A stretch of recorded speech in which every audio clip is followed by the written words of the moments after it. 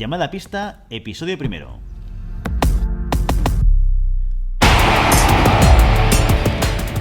Hola, muy buenas y bienvenidos a Llamada a pista, el programa, el podcast, en el que hablamos de ese desconocido deporte que es la esgrima. Este podcast está pensado por y para ese extraño, a la par que especial, colectivo de seres humanos que decidimos no dedicarnos ni al fútbol, ni al baloncesto, ni al tenis, ni a cualquier deporte conocido. Que por el contrario preferimos, en pleno siglo XXI, blandir la espada y enchufarnos a la pista. ¿Y quiénes somos? Mi nombre es Guillermo Cornet, esgrimista intermitente. Y junto a mí tengo a Santiago Godoy, entrenador de esgrima y director del SAG, de la Sala de Armas del Garraf. Santi, ¿cómo estás? Muy bien, Willy, ¿y tú qué tal? Muy bien, gracias. En este primer episodio vamos a intentar explicar por qué hemos decidido montar este podcast, qué tipo de contenidos te vas a encontrar y a quién va dirigido. Aunque ya he explicado un poco que va dirigido a esgrimistas y no a futbolistas, vamos a intentar explicar un poquito más qué tipo de cosas te vas a poder encontrar. Pero vamos a empezar por el principio. Y el principio es que la gente nos conozca un poquito más. Yo he llegado, estamos grabando en la Sala de Armas del Garraf, cosa que no podéis ver porque no nos estáis viendo ahora mismo. Y es curioso porque Santi y yo nos conocemos de hace ya unos cuantos años. Bastantes. Yo creo que fue mi segunda vuelta de esgrima, que volví en 2006. Sí. Y es cuando tú pues debías llevar, ¿cuánto tiempo haciendo esgrima? Pues 3 años, 4 añitos. La verdad es que es un deporte que seguramente cuando digamos esto todo el mundo se sentirá identificado, ¿no? Porque nadie entra en la esgrima de manera fácil, sino que siempre tenemos ese punto de friquismo. De friquismo, sí. Bien dicha la palabra, no es una mala definición, ¿no? de lo que somos. Pero sí que es verdad que tenemos esa fantasía de pequeños, ¿no? De jugar con espadas. Y a mí siempre que me preguntan esto me viene una frase que me contaron una vez de Jorge Pina, un gran tirador, un gran sablista español. Ajá. Haciéndole una entrevista un día le preguntaron: oye, Jorge, ¿y a ti cómo es que te dio por jugar con espadas? Y la respuesta de Jorge Pina fue: ¿cuándo dejaste tú de jugar con espadas? ¿No? Yo lo que he hecho simplemente es continuar con mi pasión de pequeño. Todo el mundo ha cogido una espada de pequeños y todo el mundo ha jugado a caballeros. Los esgrimistas simplemente nunca abandonamos esa imaginación y ese anhelo de ser caballeros. Es como la historia, el anuncio de Ikea, ¿no? Que le dan un palo a un niño y es como el mejor regalo. El palo es como la espada. Al final, sí, ¿eh? No. Y al final, yo que trabajo con niños, te das cuenta de que el imaginario es la mejor manera de entrar a cualquiera. Y realmente, con todos los años de experiencia que yo tengo en la esgrima, te das cuenta que la gente de la esgrima tiene algo especial. Tiene algo que los demás no ven. Es interesante. Yo quería contar una cosa, y que estábamos hablando antes de empezar a grabar, que es conocer un poco cómo empezaste tú en la esgrima, porque justo desde donde estoy sentado yo, he visto a lo lejos una ficha, que pone Ficha Nacional de Tirador, con una foto de Santi, cuando empezó, que claro, es irreconocible, con unas gafas estilo... ¿De qué año debe ser? Son 2000, pero las gafas son de los 80, ¿eh? Sí, o antes. Ochenteras totales. O antes, sí. Y me he dado cuenta que no sé cómo empezaste tú en el mundo de la esgrima. Luego te explicaré yo mi historia, que también tiene un poco de friquismo de por medio. Pero cuéntanos un poco, ¿cómo empezaste tú haciendo esgrima? Pues mira, realmente me vienen otra vez las frases de Jorge Pina, porque yo desde que tengo uso de razón tengo un palo en la mano jugando a espadas. Pero desde que estaba en Argentina con mis disfraces del zorro hechos con las espadas de madera y tal, hasta que vas haciéndote un poco mayor. Pero el punto de friquismo de la esgrima, que nunca nada es normal, llegué a través de la madre de un amigo, de mi mejor amigo del colegio. Y realmente la madre quería que el hijo hiciera esgrima. Ajá. Y me dijo: Santi, ¿por qué no vienes tú a esgrima? Y así cojo a Javi y hace esgrima también, que me interesa. Pues fuimos los dos, hicimos la prueba. Por descontado, Javi no continuó porque no quería hacer esgrima. Y a mí fue el primer momento que me apasionó. Desde el primer momento, que no es como ahora. Antes era 2, 3, 4 el primer mes sin coger una espada y sobrevivías a base de la ansia de querer coger una espada, porque antes era desplazamientos. Llegabas a la sala y una hora y media de marchar, romper fondo y querías coger la espada y aún no. Sí. ¿Sabes? Y un mes así, yo pienso ahora y digo, hostia, es complicado, ¿eh? No, claro, que te quitan la parte divertida un poco de la esgrima, que es Ahora enchufarte, ¿no? que llegue una persona a la sala y que no coja la espada el primer día, a ver qué pasa. Sobre todo, cuanto más pequeño es más difícil. Sobre supongo, todo. ¿no? Pero bueno, ahora sí que es verdad que la esgrima a nivel de gadgets ha mejorado mucho y tenemos mucho material alternativo y adaptado que antiguamente no estaba. Y yo entiendo que antiguamente sí que era más complicado. Y de eso hablaremos porque además es muy interesante. Claro, yo he tenido una experiencia con la esgrima que ha sido, como decía al principio, un poco intermitente, porque yo empecé con 12 años, lo dejé con 18, pues justo cuando empecé la universidad y encontré intereses alternativos al friquismo. La novia. Como todos. O la fiesta. otras pasiones, ¿no? Que en aquella época pues como que ocuparon un espacio en mi vida. Y luego volví con 26. De 26 a 30 que coincidí contigo. Sí. Y luego lo voy a dejar porque me marché fuera a vivir. Que aún te gustaba mucho la fiesta, me acuerdo. Pero bueno, eso otro podcast. Eso será haremos la versión adulta, para el podcast con contenido adulto, ¿no? Y en toda esa época de mi vida, yo siempre he estado muy relacionado con la esgrima porque me ha encantado, me ha apasionado. Pero justamente fíjate que el origen mío es un poco diferente al tuyo. Yo antes de empezar a hacer esgrima pasé por prácticamente todos los deportes comunes. Yo en mi casa pues me habían invitado, medio obligado a hacer voleibol, a hacer tenis, a hacer baloncesto. Creo que lo único que no he hecho ha sido fútbol. Imagínate. Mira. Y un día en mi casa, cuando ya decidí que creo que el último deporte que practiqué así con más regularidad era el baloncesto, un día mi padre me dijo, Willy, me da igual lo que hagas, pero tienes que elegir un deporte y que sea el que sea, pero que lo elijas y que lo hagas y tal y cual, ¿no? Por un tema de salud, por un tema de hacer ejercicio y tal, ¿no? Y yo le dije en aquella época, pues yo quiero algo relacionado con las espadas. Yo era muy friki, yo era un friki de la época, rolero, que me gustaban los anillos, todo aquello. Entonces yo me trasladaba a hacer el deporte pues con un mandoble, con una espada larga, con un escudo y tal, ¿no? Y entonces mi padre, en aquella época, pues que debía ser el año 92, fue a internet, abrió Google, o sea, sacó las páginas amarillas, ¿vale? Y ahí empezó a buscar esgrima en Barcelona y había un club que era el SAM. Y de ahí levantó el teléfono, me apuntó y al día siguiente estaba haciendo florete, que fue la primera arma con la que empecé a hacer esgrima, florete. Que ya explicaremos también las diferentes armas y las características, ¿no? de cada arma. Claro, porque esto también es otro mundo completamente diferente. Cuando yo intento explicar el tema de la esgrima a la gente y digo, espérate, pues son 3 deportes, ¿no? Es claro, es que eso es la complejidad, ¿no? La esgrima, para bien o para mal, es un deporte complejo, tanto en el hecho de observarla, como practicarla, como entenderla. Pero sí que es verdad que tiene ese punto de que cuanto más complejo es, más interés genera, ¿no? Es un deporte para gente que no se conforma con poco. Entonces tiene un desarrollo que cada vez que rascas más la superficie y cada vez que profundizas más te das cuenta que el desarrollo es aún mayor, ¿no? Es como un árbol, descubrir un árbol. Empiezas por el tronco, que es muy, muy simple, pero subes y van creciendo más ramas, subes y aún hay más ramas, después hay hojas, flores y realmente si te metes de cabeza en la esgrima te encontrarás que es un deporte para toda la vida. Luego, además, esto también es muy divertido y muy interesante, ¿no? El hecho de cuánto tiempo puedes durar haciendo esgrima con la edad que tienes. Yo conozco, y tú también conocemos gente con edades avanzadas que a ti no, pero a mí me siguen metiendo palizas con cierta facilidad, ¿eh? Sí, sí. y no es que sea gente que siempre esté entrenando, que tenga un nivel de olimpiada súper elevado, pero sí que es verdad que es un deporte que cuando manejas tiempo, distancia y algo de técnica, con la edad no te pesa muy en contra, siempre y cuando te mantengas un poco en forma, ¿no?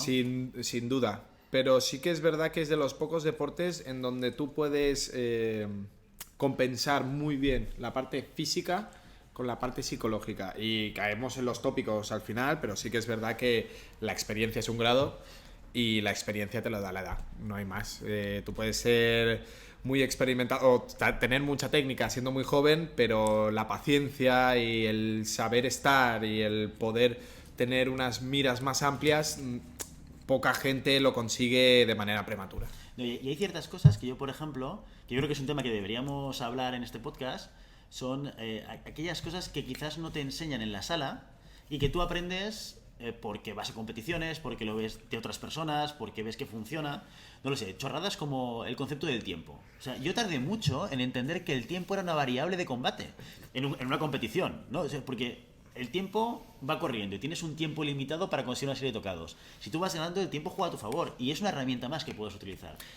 Sí, no, y después ya hablaremos, nos meteremos en elementos tácticos y conceptos tácticos. Una cosa es el tiempo de crono y otra cosa es el tiempo de acción de combate, ¿sí? El momento. Que son dos cosas totalmente diferentes con el mismo nombre. Y son dos conceptos que se deben trabajar de manera independiente y que quizás la gente a veces los confunde, pero otra vez entramos en dos mundos diferentes, tanto el tiempo táctico como el tiempo de crono. Y sí, lo que decíamos, ¿no? Cada vez que vas desarrollando más aptitudes y capacidades dentro de la esgrima, te vas dando cuenta que hay más mecanismos fuera de la esgrima para ganar un combate que no la esgrima en sí. Es curioso ver cómo las personas que se dedican a la esgrima a nivel profesional, ¿no? Manejan sus tiempos, manejan los asaltos, ¿no? En los últimos, ahora que he vuelto a hacer esgrima, que llevo desde septiembre de vuelta, después de un parón de, ¿qué estamos? En 2018, no, finales de 2018, pues un parón de 8 años. 8 casi, años. ¿no? He tardado Sí, 8 años en volver, ¿no? Expatriaciones, hijos, ¿no? Todo suma. todo va. Sí. La vuelta, ¿no? Más de uno que nos esté escuchando entenderá esos parones intermitentes que estás hablando. Y la esgrima es un deporte que te permite poder retomar la esgrima desde el punto en el que la dejaste. Sí que es verdad que puedes volver con la película de Almodóvar, ¿no? Sí. Físicamente sí que puedes. Todo el mundo vuelve ligeramente más orondo de lo que lo dejó, feliz, pero es un deporte que te permite retomarlo desde el punto o punto menos de lo que lo habías dejado, porque realmente los conceptos es como andar en bicicleta, nunca se olvida, ¿no? Hay automatismos, ¿no? Yo creo que lo que ganas de alguna manera es pasas de determinadas cosas que no sabes hacer y eres consciente de que no sabes hacerlas y paras por todo aquel proceso de aprendizaje en el cual al final aquello se convierte en un automatismo que cuando estás en la pista te sale automático, ¿no? Notas una presión en la hoja y de repente ya estás haciendo una parada o un contraataque o estás ganando distancia, ¿no? Mira, el dato curioso que podríamos dar de esta situación es muy similar a lo de la suerte del principiante, ¿no? Lo de la suerte del principiante todo el mundo lo achaca, no, es que no reacciona, no es como que toca de manera divina, ¿no? Aleatoria. La punta está 100%. Pero la suerte del principiante, como aquel que lo retoma después de tanto tiempo, se resume en que la velocidad de reacción de un principiante o de una persona que sabe que solo le va a entrar una cosa es mucho mejor que la velocidad de reacción de una persona que puede plantearse más de 1, 2 o 3 opciones. Entonces, no es más que la definición de la decisión de una acción concreta. Entonces, ¿qué es lo que tienen bueno los tiradores de élite? Que su tiempo de reacción a la hora de decidir hacer una cosa o la otra es mínima. Como la persona que empieza, porque solo sabe hacer una cosa y solo va a reaccionar a un momento, o la persona que lo retoma después de mucho tiempo porque sabe que no se va a arriesgar a hacer cosas que ya no le salen. Claro, de hecho lo que no hay es proceso de decisión, ¿no? No hay proceso, claro. Hay una reacción ante un estímulo, ¿no? Automático. Es la reacción más rápida, es la reacción que se llama automática. Un automatismo que tú has generado o por falta de conocimiento o por un espacio largo de tiempo sin practicar o por los maestros que tienen mucha técnica y mucho trabajo detrás, por trabajo. Es decir, la decisión la tomas. Y es la frase de el mundo es de los valientes. Y te das cuenta que la esgrima es un mundo en donde se replica, ¿no? Es el macrocosmos del mundo y el microcosmos de la esgrima. Se replican todas las decisiones y todos los elementos que puedes encontrar en la vida diaria, lo encuentras en un asalto de esgrima. Bueno, yo además que soy un apasionado de la esgrima, a pesar de que he tenido estos blancazos, siempre me he sentido como conectado, ¿no? Y esta sensación de volver, que comentas tú, Santi, es verdad que la notas en muchos aspectos. El olor de la sala de esgrima, sí, el olor putrefacto, ¿verdad que sí? Del traje sudado, ¿no? o el sonido de las espadas chocando, o el asalto, o la competición. Hay un montón de cosas que quedan en tu recuerdo, ¿no? En tu Yo no mente. sé si te acuerdas de nuestro club de A esgrima ver qué historia hace vas a contar, tantos... porque hay historias que no se pueden contar. No, esta se puede Esto se contar. puede, vale.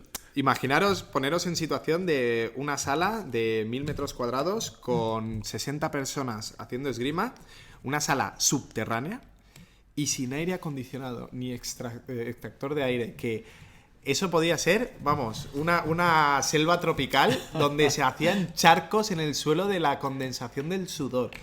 Son Y la gente olores iba, ¿eh? que no... Y la gente iba. gente Y iba. la Son gente olores iba y encantada. sensaciones que nunca se pierden. Yo tenía compañeros en el equipo nacional de taekwondo y decían que lo mismo, tenían la misma sensación de entrar en el dobok sudado, el olor, el alma, ¿no?, de la sala de esgrima, que se transmite en el olor, en el ambiente. Son cosas que se marcan a fuego dentro de uno y te rememoran momentos de... ¡Ostras! Sí, sí. Que ahora la gente es muy cómoda, ¿no? Pero es que estábamos a 40 grados en un sótano Yo esa respirando sala de esgrima sudor. la recuerdo más sudando y pasando calor que no con aire acondicionado. Claro, no. Porque Sí. esto es relativamente reciente, entre comillas. Bueno, y ya la gente que nos escuche, seguro que Alguno de ellos sabe alguno qué de estamos ellos sabe. Yo creo que todos saben, porque hay salas de esgrima. No sé si sabías que en Inglaterra las salas de esgrima le llaman the holes. Porque Los son agujeros. porque siempre son subterráneos, sin ventanas y... Ya sabéis de lo que estamos hablando, ¿no? La luz del sol tan anhelada de un entrenamiento de esgrima. Pero bueno, Y eso me recuerda a otro de los temas que a mí me gustaría también el poder comentar en algunos podcasts en el futuro, que es sobre el tema del material, ¿no? Que también es un descubrimiento que haces en la medida en la cual entras en la esgrima. Quizás una de las barreras que tienes, o por lo menos cosas que me habían preguntado cuando yo he explicado que me dedico a la esgrima o que practico esgrima, es si el material hay que comprarlo, no hay que comprarlo, cuánto cuesta o qué tipo de material. Y aparte de eso, evidentemente, cuando ya tú entras a la sala de esgrima, normalmente en las salas de esgrima siempre hay un material que te van a dejar para poder practicarlo, para evitar esa barrera de entrada inicial que dices, ostras, me tengo que comprar un traje, una careta, una Sí, espada, sí, no, tal. no, como- Te lo dejan todo, más o menos en todas las salas de esgrima funciona más o menos igual. Sí, Yo eso sí, lo sí. conozco dos, pero supongo que debe ser algo habitual. no, ¿no? yo conozco algo más y es lo también, ¿no? habitual. Pero luego cuando das el salto, cuando ya te enganchas y decides ya comprarte el traje, ¿de qué tipo de traje? El tema de los newtons, Yo creo que tiene su historia, ¿no? ¿Qué en tipo de este- careta? ¿Qué sí, marca? sí. El guante, ¿no? ¿Cómo En este tiene que ser, podcast no? yo creo que vamos a dar respuesta sobre todo en tema material, porque no existe a banda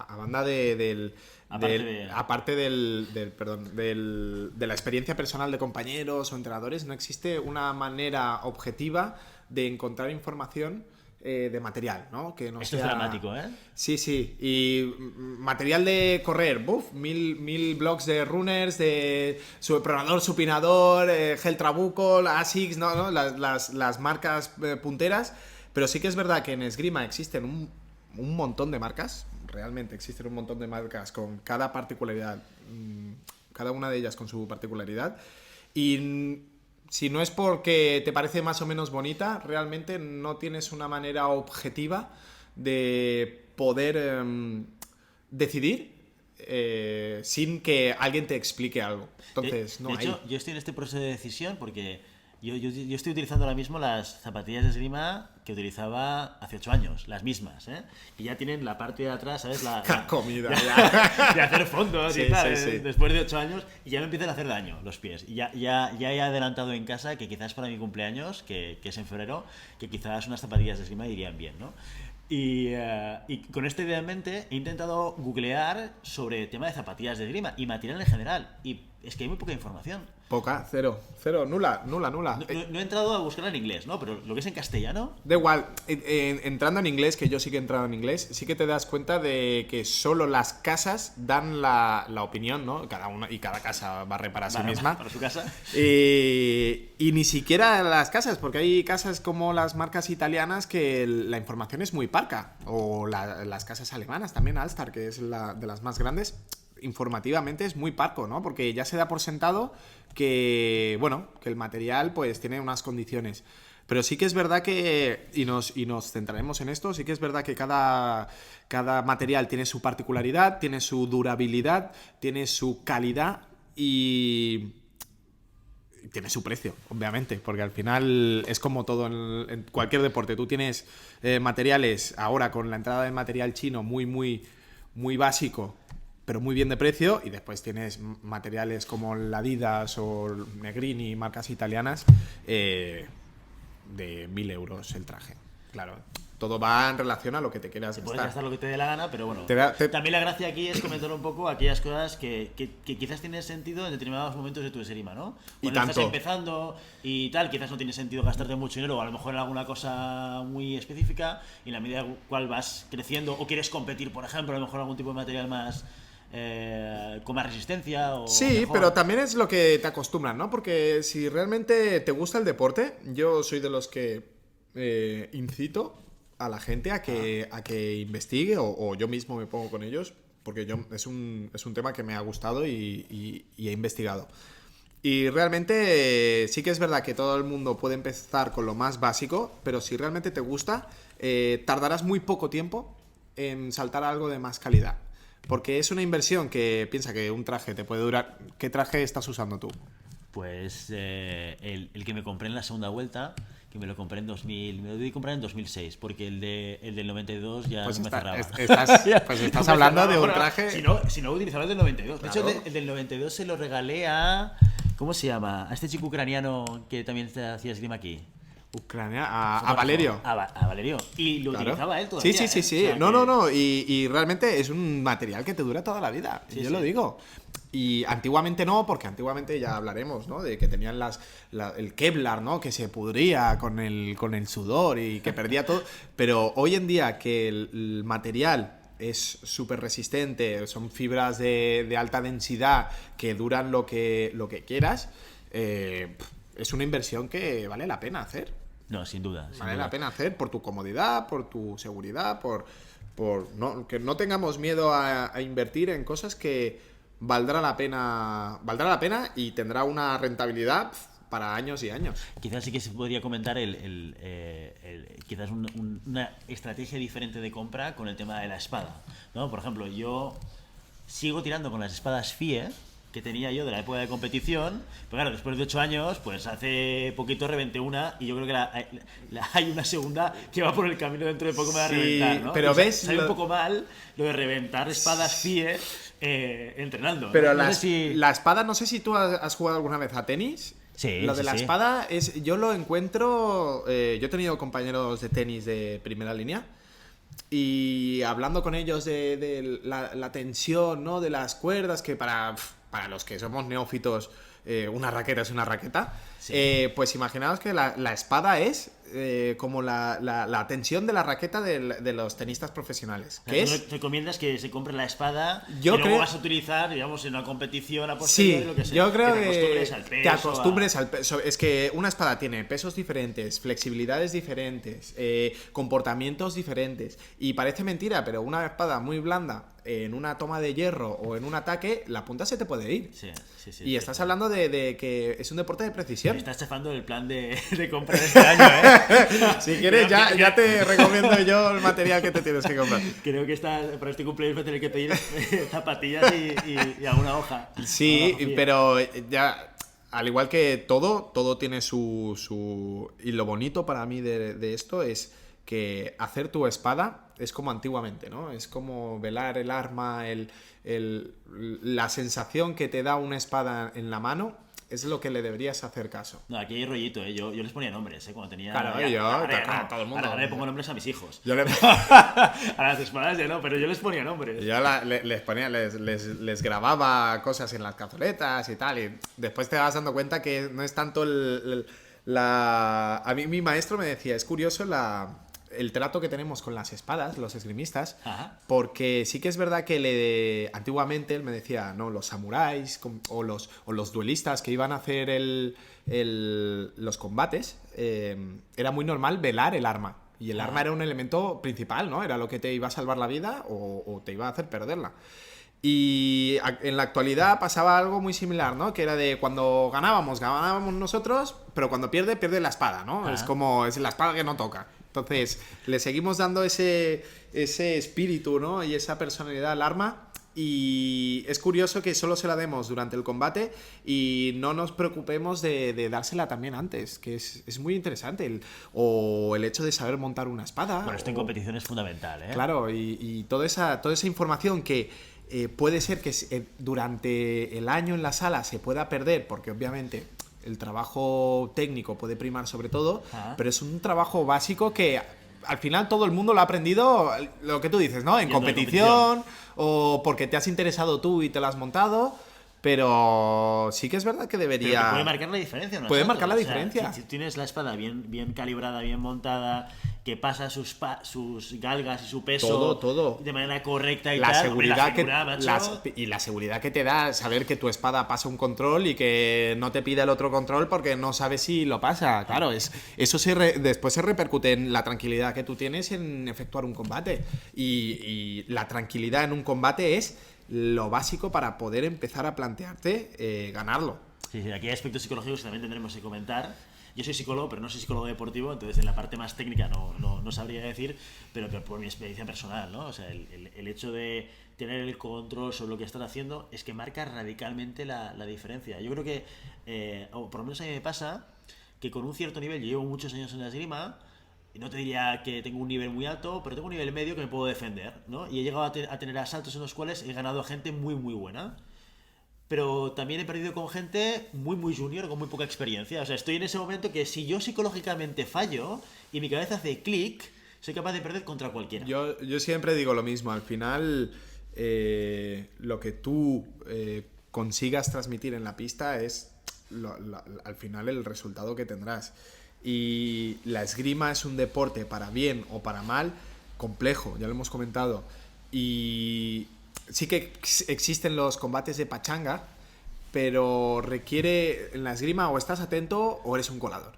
Sí, pero o sea, un combate de pachanga esto yo nunca lo he entendido. Es decir, o vas a calentar, que cuando calientas da un poco igual, pero un combate hay que puntuar. Sí, yo soy muy competitivo, no. Me gusta competir y aquello de, ¿te has dejado tocar? Yo nunca. No, eso es verdad. No, sí, pero sí que es verdad que la intensidad es imposible tener una intensidad alta en muchos combates seguidos, porque requiere de tanta implicación física y mental que tú mismo como psicólogo nos puedes dar más información sobre esto, pero el nivel de concentración es oscilante, ¿no? Es como una curva. Hay momentos que estamos muy concentrados y hay momentos que esa concentración se pierde por cansancio, por elementos X, ¿no? Y sí que es verdad que tenemos que tener en cuenta que es muy probable que nos toquen cuando nuestro nivel de concentración es bajo y es muy probable que nosotros toquemos cuando nuestro nivel de concentración es alto. Entonces, el momento de definir en qué punto de mi concentración estoy es algo que los grandes tiradores lo controlan y por eso son grandes tiradores. Sí, no, es que es tan complejo, son tantos elementos que juegan más allá del... estira el brazo y luego las piernas, que es un básico, ¿no? Sí, bueno, que nadie lo hace, pero bueno. Bueno, es un básico, pero es complicado de conseguir, ¿no? O dónde se hacen los tocados, que nos comentabas el otro día, ¿no? De los estudios de Xavi Iglesias, ¿no? Sí, ¿Qué porcentaje de tocados se hacen en un lado de la pista y qué porcentaje se hacen en otro? Y los pocos que se dan en el medio, ¿no? Que eso también juega a tu favor, si lo conoces, de poder jugar tus cartas y hacer una presión, o no hacer una presión, o mantenerte en el centro de la pista, porque estadísticamente pues se da menos el tocado ahí, ¿no? Mira, nosotros tenemos la suerte de tener a Xavi Iglesias, que mira, si tenemos suerte puede venir un día, que se ha dedicado media vida él y Rafa Tarragó, que es uno de sus alumnos, a el estudio de la esgrima a nivel estadístico, que nadie se ha parado a hacer eso. Y es curioso, ¿no? Porque en el fútbol, en hockey, en baloncesto te dan las estadísticas al final de cada partido, ¿no? Porque es como tú es la radiografía que tú tienes de un partido o de un combate. Y en la esgrima, que es un deporte tan complejo, no utilicemos estos elementos tan básicos de análisis de tocados. Pero claro, ellos han desarrollado un programa, sí, de análisis de vídeos. ¿Tú sabes cuántos parámetros, es decir, cuántos botoncitos tenían que clicar para analizar un combate, tenían más de 500 parámetros de medición de un solo combate.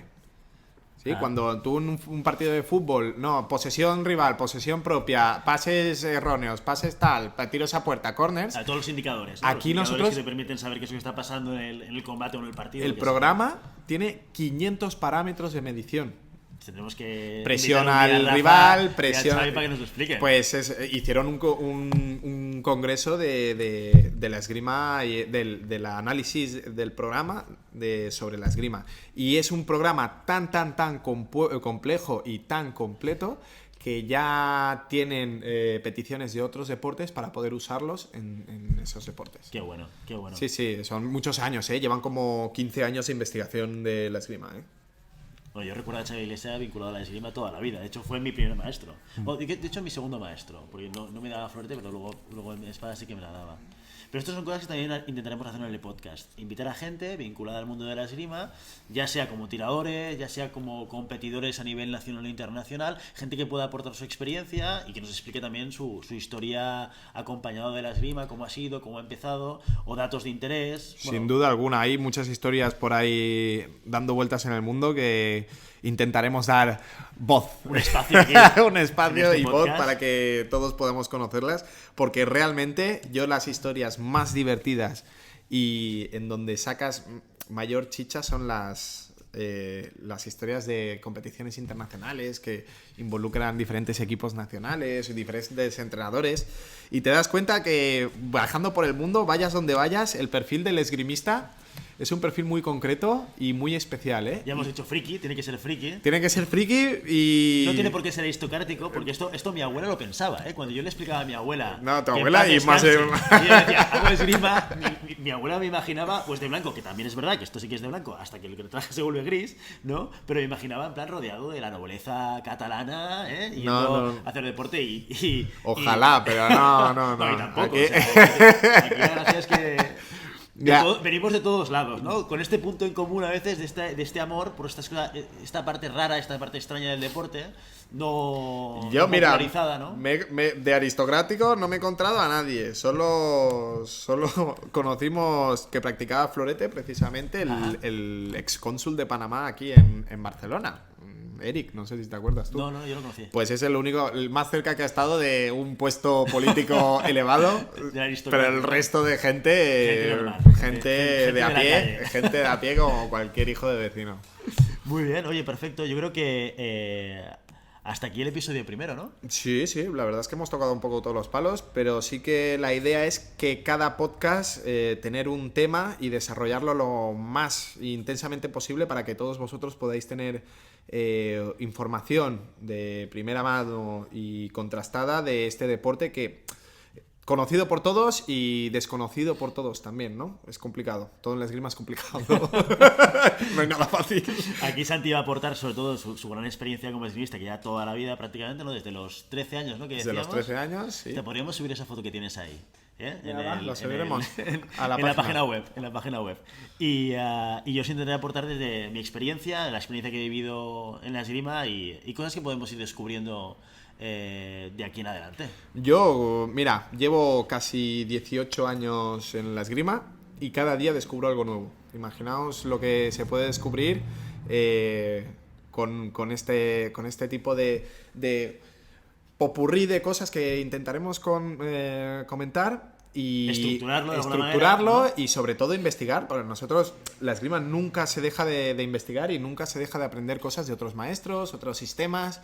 Yo he tenido la suerte de poder hablar con los grandes maestros de la esgrima contemporánea, desde Daniel Leva-Baser hasta Enrico Di Cholo, Bossalini, o sea, los grandes entrenadores que han llevado a los campeones olímpicos y campeones del mundo. Y te das cuenta de que cada uno tiene su manera de hacer las cosas diferente del otro. Ajá. Y todos han tenido campeones del mundo y campeones olímpicos. Y eso te hace pensar, ¿no? Que al final cada maestrillo tiene su librillo. Y que hay diferentes perspectivas de la misma cosa, ¿no? O sea... Diferentes perspectivas de la misma cosa, diferentes maneras de trabajar lo mismo. No existe... Yo todos estos años he tenido la iluminación de que no existe la verdad absoluta, ¿no? Y que ahora con este mundo globalizado que podemos llegar a muchos sitios muy lejanos, te vas dando cuenta de que una misma cosa se puede trabajar de mil maneras diferentes y conseguir el mismo resultado, es decir, conseguir que un tirador toque. Y no por hacerlo A, B o C será mejor o peor, simplemente es diferente. Pues yo tengo ganas de escuchar estas historias de esta gente que desconozco en absoluto. Has dicho una serie de nombres de gente que fíjate que yo estoy vinculado a la esgrima y que desconozco, pero que me va a encantar escuchar todas estas historias de ti, Santi, la verdad. Bueno, mira, haremos lo imposible para... Haremos lo posible. Haremos lo posible para que la gente también se divierta un poco, ¿no? Y sobre todo que aprenda un poquito más de la esgrima. Perfecto. Oye, nada más, para cerrar, decir que el podcast va a ser de frecuencia semanal. Lo vamos a publicar el viernes por la mañana, ¿vale? No sabemos a qué hora exactamente, pero más o menos el viernes por la mañana para que podáis disfrutarlo el viernes y el fin de semana. Sobre todo, si os lo pasáis bien escuchando este podcast, estos programas, nos ayudaréis mucho si lo compartís, si le dais 5 estrellas en iTunes, si luego comentáis en iVoox, porque esto va a ayudarnos a difundirlo a otras personas que también pueda ser de su interés. Y sobre todo también que sepáis que tenemos una página web que se llama www.llamadalapista.com, desde la cual nos podréis contactar en www.llamadapista.com/contacto. Veréis un formulario de contacto y aquí nos podéis explicar lo que queráis. Oye, nos ha encantado el programa, nos parece horroroso, queremos menos tiempo de Willy y más de Santi, que también puede ser y yo lo puedo entender, ¿eh?